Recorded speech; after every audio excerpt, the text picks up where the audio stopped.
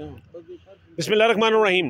Election का result आ गया जी, और उस रिज़ल्ट के मुताबिक किसी भी सियासी जमात को कौमी असम्बली में जो अक्सरियत है, यानी सादा अक्सरियत, वो भी नहीं मिल सकी। और सूरत हाल ये है कि इस वक्त कोई भी मरकज़ में कोई भी सियासी जमात जो है वो ये दावा नहीं कर सकती कि वो ख़ुद से यानी अकेली तन तनहा वफाक में अपनी हुकूमत कायम कर सकती है या उनका वज़ीर आज़म आ सकता है। सूरत हाल ही कुछ ऐसी है, ये हंग क्या बल्कि वेरी मच हंग पार्लियामेंट है। और दूसरी बात यह है कि सूबों में ज़रूर ये हुआ है कि के पी में पाकिस्तान तहरीक इंसाफ के जो इंडिपेंडेंट कैंडिडेट्स, उन्होंने स्वीप किया। वहाँ पर उनके पास 2/3 मेजॉरिटी भी, यानी कि हम कह सकते हैं कि उनके पास है, वो आराम से वहाँ पर हुकूमत बना सकते हैं और बना रहे हैं। दूसरा, पंजाब में भी जो अगर पार्टी की बात की जाए तो पाकिस्तान मुस्लिम लीग नवाज़ जो है वो इस पोजीशन में है कि उनके पास सादा अक्सरियत है वहाँ पर, और वो बआसानी वहाँ पर हुकूमत बना सकते हैं। बलूचिस्तान में हमेशा से मखलूत ट्रेंड रहा है, वहाँ पर मखलूत हुकूमत ही बनेगी। वहाँ पर पीपल्स पार्टी भी है, वहाँ पर नून लीग भी है, वहाँ पर जमीयत उलमा इस्लाम भी है। रह गई बात इसकी, और सिंध में पाकिस्तान पीपल्स पार्टी बआसानी बनाएगी। लेकिन रह गई बात कौमी असम्बली की, कि कौमी असम्बली में क्या होगा। इस वक्त सूरत हाल ये है कि जितने अभी तक नताइज आए हैं, सिर्फ 11 हल्के ऐसे हैं जहाँ के नताइज अभी आने बाकी हैं। उनमें से उन 11 में से भी एक पे इलेक्शन नहीं हुआ था और एक पे इलेक्शन रोक दिया गया था। वहाँ पर N88 में दोबारा पोलिंग कॉल की गई है। तो इन 9 हल्कों को छोड़कर जो इस वक्त तक रिज़ल्ट आ चुके हैं, उसके मुताबिक पाकिस्तान मुस्लिम लीग नवाज़ को 73 सीटें मिली हैं, यानी ये सादा अक्सरियत से भी कम है। और पाकिस्तान पीपल्स पार्टी पार्लियामेंटेरियंस को 54 सीटें इस वक्त जो हैं टेबल पर आ रही हैं। और इसमें से जो मुत्तहिदा कौमी मूवमेंट है, उन्होंने 17 सीटें जो हैं वो गेन की हैं। वो एक तीसरी बड़ी जमात के तौर पर आई है। लेकिन जो आज़ाद लोग हैं यहाँ पर, जो आज़ाद जीतने वाले हैं, उनकी तादाद इन तमाम पार्टियों से ज़्यादा है और वो 100 को टच कर रही है वो फिगर। तो अब सूरत हाल ये है कि अगर नवाज़ शरीफ साहब ने कल ये अपनी विक्ट्री स्पीच कर ली और वो ये कहते हैं कि जी हम हुकूमत बनाने जा रहे हैं, उन्होंने तो लैपटॉप का भी ऐलान कर दिया, तो वो ये कैसे और क्यों कर ये हुकूमत बना पाएंगे, ये एक सवाल है। यानी टोटल उनके पास 73 से 75 सीटें हैं, और उसमें मान लिया कि उनको अभी वो वाली सीटें भी मिलेंगी जो कि मखसूस नशस्तें हैं, लेकिन फिर भी सादा अक्सरियत नहीं बनती। तो वो कैसे ये दावा कर रहे हैं, आवाम को ये कह रहे हैं कि जी मैं वज़ीर आज़म हूँ और अब हमने जो है वो ये आइंदा 10 साल का मैंडेट वो मांग रहे हैं।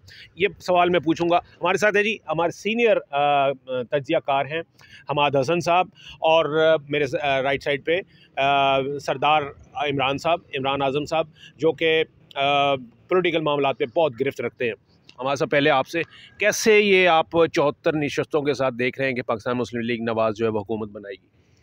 देखिए कामरान साहब, इस वक्त अहम सवाल ये नहीं है कि हुकूमत कौन बना रहा है और कौन अपोजिशन में जाए। इस वक्त अहम सवाल, इससे भी ज़्यादा अहम सवाल ये है कि सियासतदान जिस नहज पर पहुंच गए हैं, जिस पॉइंट पर वो आ चुके हैं, वहाँ से रास्ता खुलता है जमहूरियत का, अदलिया की सरबुलंदी का, आईन व कानून की बालादस्ती का। वो उसके लिए इकट्ठे होते हैं या नहीं होते, या वो अपनी दुश्मनी निभाते हैं। फ़िलहाल तो जो बदकिस्मती से जो सूरत हाल है, तो रात नवाज शरीफ साहब ने लाहौर में जो तकरीर की, तो उन्होंने कहा कि हम जरदारी साहब के साथ बातचीत के लिए शहबाज शरीफ साहब को भेज रहा हूँ। वो भी गई मुलाकात शहबाज शरीफ से? वो भी गई, आज मुलाकात भी हो गई। और मौलाना फजल रहमान के साथ भी बात करूं। भाई मौलाना फजल रहमान के पास तो एक सीट है फ़िलहाल, और जिसके पास 90 या 95 या 100 ठीक है, वो आज़ाद ही हम कहे, उसमें यकीनन मुस्लिम लीग के कुछ लोग आज़ाद मुंतखब हुए हैं, लेकिन इसमें ज़्यादातर बल्कि अक्सरियत उन लोगों की है जो इमरान खान के नाम पर वोट लेकर आज़ाद मुंतखब हुए। इसमें कोई इबाम नहीं है। उसका तो आप नाम नहीं ले रहे हैं। और उसका कैसे देखें, वो इलेक्शन ही उनके अगेंस्ट लड़ा गया है, तो अब आप देखे सर, इलेक्शन तो पीपल्स पार्टी के खिलाफ भी लड़ा है। अताउल्लाह तारड़ ने बिलावल भुट्टो का मुकाबला नहीं किया लाहौर में। पीडीएम में इत्तेहादी भी तो रहे ना, ऐसी भी बात नहीं है। देखिए इत्तेहादें टूटती बनती है, इलेक्शनें भी एक दूसरे के खिलाफ लड़ते हैं, लेकिन अगर पीपल्स पार्टी के खिलाफ इलेक्शन लड़ा है, कमर जमान कायरा के खिलाफ लड़ा है, राजा परवेज अशरफ के खिलाफ लड़ा है, बिलावल भुट्टो के खिलाफ लड़े, अगर उनके खिलाफ लड़े, उनसे बात हो सकती है। तो मेरे ख्याल में इन आज़ाद मेंबरान से ठीक है, बैरिस्टर गौर फिलहाल उनको लीड कर रहे हैं, आप बैरिस्टर गौर का ही नाम ले लें कि उनसे भी बातचीत कर सकते हैं। एक तो बुनियाद लेकिन बड़ा गैर फितरी सा इत्तेहाद होगा अगर ये इस तरह की, मतलब ये इस बात समझ नहीं आती है। मैं इस पे फर्दर भी आपसे पूछूंगा। देखिए सर, देखिए ये बात ठीक है कि वो कहते हैं जी सियासत में कोई चीज़ हरफ आखिर नहीं होती, कभी दरवाजे बंद नहीं होते, लेकिन इसी फार्मूले को लेके कामरान साहब, गैर फितरी इत्तेहाद कभी नहीं होता। अगर गैर फितरी इत्तेहाद होता तो क्या चौधरी परवेज इलाही पीपल्स पार्टी के डिप्टी प्राइम मिनिस्टर बनते, फिर वो इमरान खान के साथ आते। गैर फितरी इत्तेहाद कोई नहीं होता, एक सियासी यहाँ पे कातिल लीग भी लेकिन इसके साथ साथ कुछ और सवाल भी उठते हैं। एक अहम तरीन सवाल की निशानदही मैं कर दूं कि 2018 के इलेक्शन में कराची से पीटीआई ने 14 सीटें जीती थी, लेकिन अब के बार वहां से एक भी सीट नहीं जीत सके और 17 के 17 सीटें एमक्यूएम यानी एमक्यूएम का किला महफूज कर दिया गया। सिंध के अंदर जरदारी साहब का किला महफूज रहा, लेकिन नवाज शरीफ का किला टूटा और एएनपी का किला टूटा। तो अगर कराची जैसे तरक्की याफ्ता शहर में पीटीआई का वोटर तब्दील हुआ, उसका जहन तब्दील हुआ, तो वो वोटर पंजाब में क्यों तब्दील नहीं हुआ? आप समझते हैं में क्यों तब्दील नहीं हुआ? आपकी इस बात से हम ये अखज़ कर सकते हैं कंक्लूजन के जी देखा जाए तो पाकिस्तान मुस्लिम लीग नवाज को शिकस्त हुई है इस इलेक्शन में। इसमें यकीनन शिकस्त हुई है। पंजाब तो उनका मजबूत किला था, लेकिन पंजाब के किले में भी दरार पड़ी और केपीके का किला भी एएनपी और जमीयतुल उलमा इस्लाम का गिरा दिया गया। लेकिन कराची में सूरत हाल मुख्तलिफ रही। बिल्कुल सही, बिल्कुल सही। इमरान साहब ये बताएं कि जरदारी साहब की मतलब है अभी इस वक्त की जो पोजीशन है 55 या 54 सीट्स हैं उनकी, और बातें हो रही हैं कि जी अगला वज़ीर आज़म पीपल्स पार्टी का होगा, या कैसे मुमकिन है? देखिए, यही मुमकिन है। अब जो बातें इससे पहले हो चुकी हैं और हो रही हैं कि मैंडेट किसका दुरुस्त है किसका नहीं है, नून लीग को कितनी सीटें जितवाई गई या किसको कितना मैंडेट मिला, वो फेज़ गुजर गई। अब आगे नेक्स्ट कि हुकूमत कौन बनाएगा। इसमें बुनियादी क्वेश्चन ये है कि इस वक्त जो सबसे बेहतर पोजीशन है और जो ड्राइविंग सीट में है 54 नशिस्तों के साथ, वो पाकिस्तान पीपल्स पार्टी है। नून लीग की 73 हैं, लेकिन वो ड्राइविंग सीट पे नहीं है। फ़र्ज क्या है? इसमें दो क्वेश्चन हैं। अगर ये जरदारी साहब कुछ भी ना करें, वो ये कह दें कि जी बिलावल नहीं मान रहा, बिलावल कह रहा है कि मैं अपोजिशन में बैठूंगा, मैं अपोजिशन लीडर बनूंगा, मेरा जो एजेंडा है, जो माशी एजेंडा है, जिस पे मैंने इलेक्शन लड़ा, जो मेरा मंशूर है, वो नून लीग के साथ। जरदारी साहब ये कह दें कि जी वज़ीर आज़म की सीट से कम पर बात नहीं होगी, अगर वो ये कह देते हैं कि जी बिलावल नहीं मान रहा, मैं अपोजिशन में बैठूंगा, फिर क्या होगा? और नून लीग भी ना माने ये बात, तो फिर नहीं, नून लीग तो क्या करेगी? नून लीग भी बैठ जाए अगर कि मैं जी हम अपोजिशन में बैठेंगे, ठीक है, एक बुरहान पैदा होगा। बुरहान क्या आप दोबारा री इलेक्शन में जाएंगे या 100 नशिस्तों के साथ आज़ाद सारे इंटैक्ट ही रहे। हालांकि इसमें 30-35 ऐसे हैं जो जिन लोगों को नून ने टिकट नहीं दिए थे या पीपल्स पार्टी ने किसी को नहीं दिया था या किसी को नाराज वो हुए, तो फिर क्या होगा? दोबारा इलेक्शन होगा? नहीं, स्टेट ये अफोर्ड ही नहीं कर सकती कि दोबारा इलेक्शन। कह रहे हैं कि ट्रम्प का पत्ता जो है, ट्रम्प कार्ड, वो जरदारी साहब के पास है। और मैं जो लोग कह रहे हैं ना, जरदारी साहब इस दफ़ा शुरू ही करेंगे वज़ारत उज़्मा से, वो सदारत की तरफ नहीं जाएंगे। आज खुर्शीद शाह का बयान भी आया, मैं कल से ये कह रहा हूँ, आज खुर्शीद शाह ने मीडिया से गुफ्तगू करते हुए ये बात कही है। उन्होंने जो इशारा दिया है, उन्होंने कहा है चूँकि बड़ा आदमी जो है एज में सीनियर, वो सदर बनता है, और जरदारी साहब उम्र में नवाज शरीफ साहब से बहुत छोटे हैं, और नवाज शरीफ साहब की एज बड़ी है, इसलिए उनको सदर बनना चाहिए। ठीक है, इसका क्या मतलब है? इसका मतलब यह है कि नवाज शरीफ साहब सदर बने, वज़ारत उज़्मा हमें दें, पीपल्स पार्टी को दें। अब वो इसमें भी आगे एक बात है, लोग कहते हैं ना बिलावल, लेकिन मुझे नहीं लगता कि बिलावल भुट्टो को इस दफ़ा वज़ीर आज़म अगर पीपल्स पार्टी को मिलती है तो जरदारी साहब फेवरेट कैंडिडेट होंगे वज़ारत उज़्मा के लिए, क्योंकि कोalition बिलावल भुट्टो नहीं चला सकते। ठीक है, ये मुझे बताएं सरदार साहब के जो इलेक्शन से एक दिन पहले जो अखबारात में इश्तिहार छपे थे फ्रंट पेज पे फुल स्केल में, वो तो थे कि जी प्राइम मिनिस्टर नवाज शरीफ। हाँ, ये देखें, ये हुए। अब नवाज शरीफ साहब ने इलेक्शन वाले दिन भी क्या किया, सुबह 10 बजे मरियम नवाज़ ने और नवाज शरीफ साहब ने ये कहा कि हमें ये सादा अक्सियत चाहिए, कोalition गवर्नमेंट हम नहीं बनाएंगे। यानी इनके तकब्बर का और गुरूर का ये आलम देखें, या इतना मिसरीड किया इन्होंने, यानी कैलकुलेशन की सिचुएशन को, और फिर शाम तक भी ये कहते रहे। लेकिन आज उनकी क्या पोजीशन है कि आप 54 सीटों पे जो है ना विक्ट्री स्पीच कर रहे हैं, अखलाकी तौर पे ग्राउंड पे नहीं, 54 पे उन्होंने कर दी थी, उसका 54 उस वक्त, अब 73 हुई हैं। जब कल रात को उन्होंने की था ना, 54 से 59 के दरमियान थी, अब आज दिन बढ़ती 73 पे गई है। कॉन्फिडेंस है ना, कॉन्फिडेंस है ना, वो आहिस्ता जब हुई कि सुबह से शुरू हुआ, ये एक डिबेट हो चुकी है। लेकिन इस वक्त मैं आपको बताऊं, फैसला पीपल्स पार्टी जी बिल्कुल, बात हो रही थी सरदार से कि ये अब कैसे, अगर जरदारी साहब ये कह दें कि जी मुझे अगर वज़ारत उज़्मा नहीं दी जाती तो फिर कैसे, क्या क्या होगा फिर, अकेली मुस्लिम लीग कैसे करेगी? देखिए, इसमें कामरान साहब बात ये है कि नून लीग को भी ये पता है कि हमने जो सीटें ली वो किस तरह ली। इस वक्त तमाम जो तज्ज़ियाकार हैं, पूरा जो मीडिया है, वो एक बात बड़ी कैटेगोरिकली वो कह रहा है कि पीपल्स पार्टी ने जो सीटें ली हैं 54, ये अपने ज़ोर पे ली हैं और साफ़ और शफाफ सीटें हैं। नून लीग के लिए कोई नहीं मान रहा। नून लीग ने कैसे ली? कोई कह रहा है कि 30 दी गई हैं, कोई कह रहा है 25 दी गई हैं, कोई कह रहा है कि 20 दूसरे दिन दी गई हैं। ठीक है, मतलब 73 में से। बात सही है, लेकिन आप खुद ही तो कह रहे हैं ना कि that phase is over now. वो तो जब हो गया तो इसके बाद कोई नून लीग के पास, नून लीग फर्ज गिव अप कर देती है। नून लीग इतना सब कुछ करने के बावजूद, जो उनको फेवर दी गई, जो कुछ उनके लिए किया गया, जो सारा स्टेज पीटीआई क्रश की गई, पीपल्स पार्टी के लिए तो नहीं क्रश की गई ना।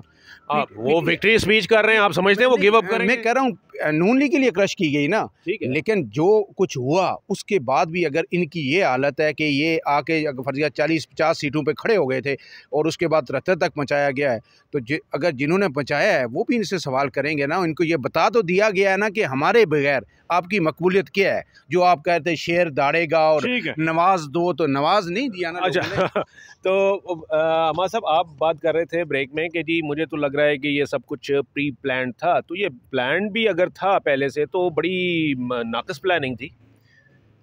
कमरान साहब, मैंने पहले भी आपसे कहा कि अगर पीटीआई का वोटर इंटैक्ट रहा और वो अपनी जगह पर खड़ा रहा, खैबर पुख्तनख्वा में भी और पंजाब में भी, तो फिर कराची में क्यों तब्दील हुआ? और बहुत बड़ी तब्दीली है। यानी 14 सीटें उनको मिली थी 2018 में, अब एक भी सीट नहीं जीती। कराची में एक लिंगुअल फैक्टर होता है, लसानी वाला मामला होता है। लसानी ये पीके में भी रहा। एनपी का बयानिया तो लसानी बुनियादों पर था, उसकी बुनियाद तो यही थी पुख्तून नेशनलिज्म की।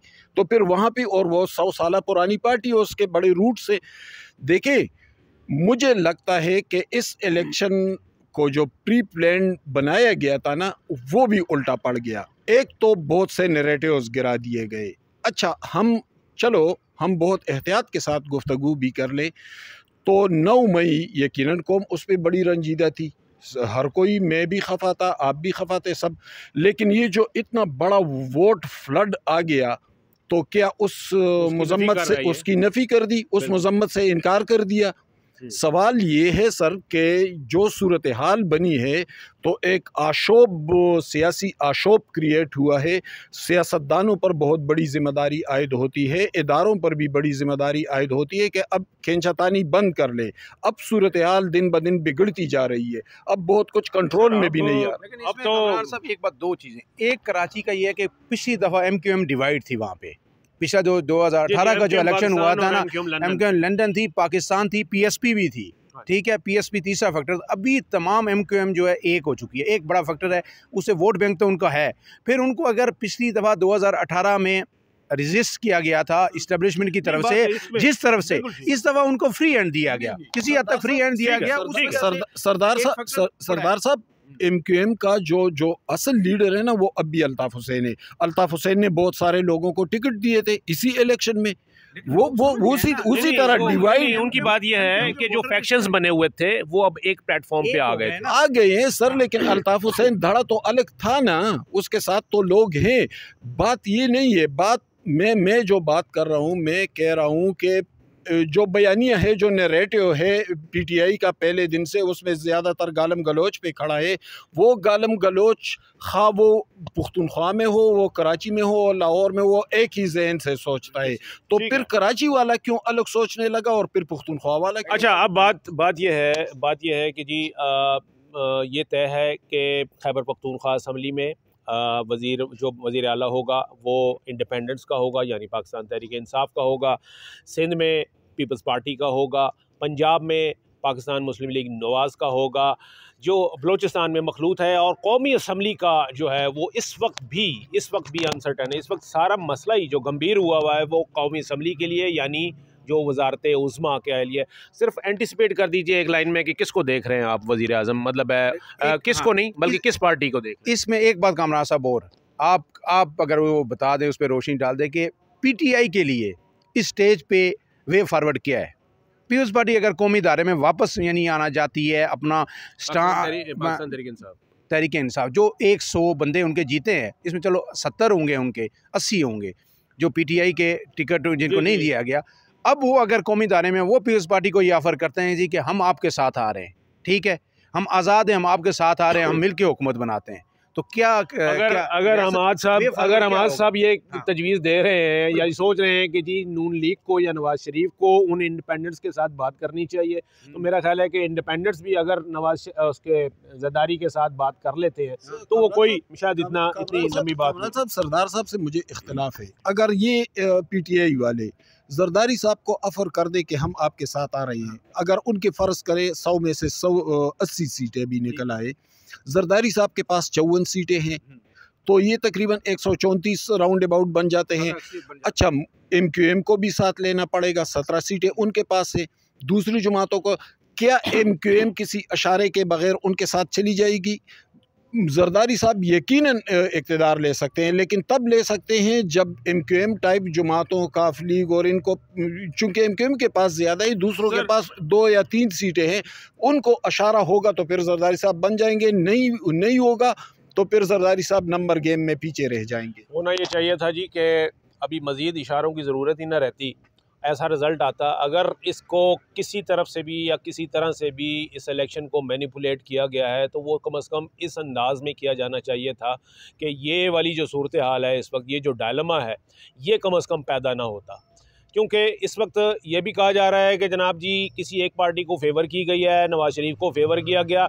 ये कैसी फेवर की आपने कि वो भी अभी तक परेशानी के आलम में हैं कि जी हमने करना क्या है, आगे किसको साथ मिलाना है और जरदारी साहब के साथ ब्लैकमेल होना है या उनको ब्लैकमेल करना है। ये बड़ी अजीब सी सिचुएशन है। एनीवेज़, ये एक हंग पार्लियामेंट है और हंग पार्लियामेंट में ही आप समझ सकते हैं कि ये वाली सिचुएशन पैदा होती है। तो लेट अस सी, इस वक्त कार्ड्स जो हैं वो सबके पास हैं और बिल्कुल ये देखा जाए तो कुछ कहना चाहेंगे? मैं इसमें एक बात यह कहूँ कि मुझे नहीं लगता कि ये जो बैगेज इस वक्त नून लीग के है, इसके साथ नून लीग कोई बहुत ज़्यादा कोशिश नहीं करेगी कि हम वज़ीर आज़म बने ही बने। मुझे लगता है कि वो मुस्लिम लीग की दिलचस्पी शायद वजारत उज़्मा में कम हो और पंजाब में ज़्यादा हो। और पीपल्स पार्टी वजारत उज़्मा पीपल्स पार्टी को मिल सकती है, शहबाज शरीफ पंजाब में जा सकते हैं और सदर नवाज शरीफ बन सकते हैं।